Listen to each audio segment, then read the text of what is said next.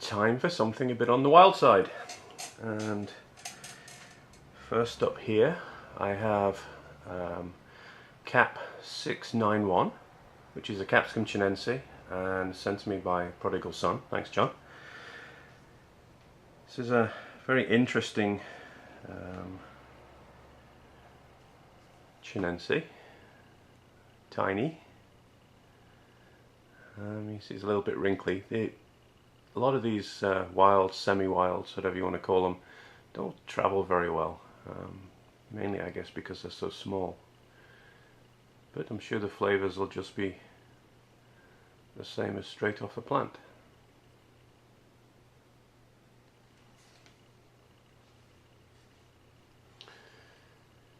Let's see if I can actually cut it open.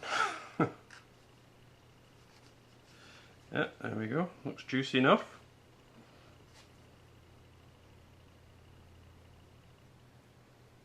Very, very strong capsicum chinense smell.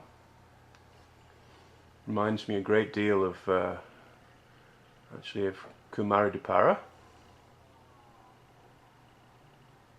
Very clean capsicum chinense smell, not at all cloying or too sort of aromatic, and it can be a little unpleasant, but it's a very, very strong smell for such a small pod. Got a lot of seeds in there for a small thing. 10 seeds, 12 seeds perhaps. Alright. I have some seeds for this variety, so I'm just going to knock back these three and see what they taste like. Hi, welcome to the kitchen, and today I have a couple of wild varieties, my favourites. I love to grow wild variety plants, all the different species, pods, and I should have quite a few later on this year, but we'll start off with one that Prodigal Son on THP sent to me. Thanks, John. This one is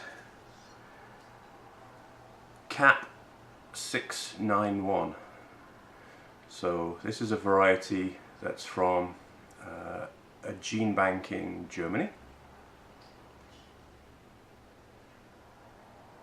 and it's a Brazilian variety. And this kind of pepper are my absolute favourites. I just love these tiny little things that have got huge flavour, huge aroma, big woomph of heat, like somebody's just lit your barbecue with too much fuel. And the flavours of them are usually great. So let's find out how these taste. The aroma is very, very strong capsicum chinense, very strong.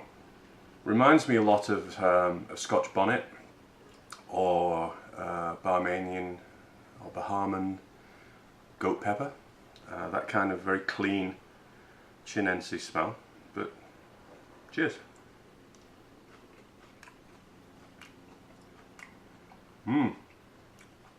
Very hot right away. Very peppery hot. Lots and lots of flavour. Now I don't detect much sweetness in this. A little bit.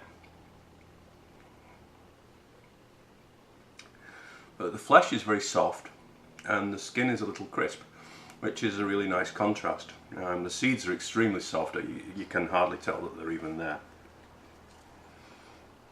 But just like some of these other ones, Kumari Para is the one I harp on about the most. You get a big whoomph of heat and flavour in your mouth when you first start to chew them, that then decays quite rapidly. So not long before I put that in my mouth, and while the flavour's still there and it's still really good, the heat's almost gone. Now there's more sweetness in the back end of the flavour. There was not much sweetness up front, but now there's quite a bit of sweetness, I guess, coming from the skins. It's extremely clean, Extremely delicious variety of pepper. Absolutely fantastic. I'm going to have another.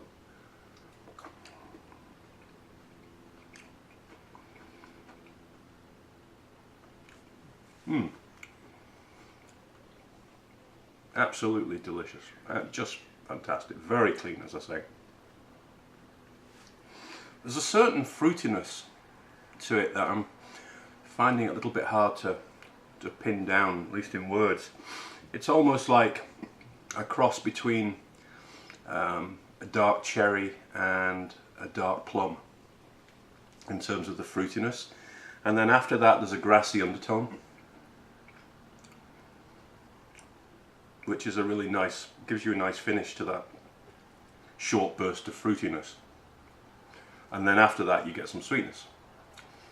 So it's really nice on the palate. It gives you three distinct sets of flavours that follow on very, very nicely. And the heat is good. The heat is probably, it's around tepine heat, you know, probably about a quarter. I mean, it's a small pod, so probably around about a quarter of a habanero, maybe a fifth. So they're hot enough, and yeah, what can I say? Those are absolutely brilliant. So, if you can find seeds for those, grab them. Cap 691. I think Pepper Lover has seeds. I know I do. So I'll be growing those pretty soon. Thanks, John. Prodigal Son. Wonderful variety. Absolutely delicious. I think I still prefer the Camaro de Para, but it's very close. So this is Nigel Carter saying thanks a lot for watching, and I'll be back with more wilds soon. See you later.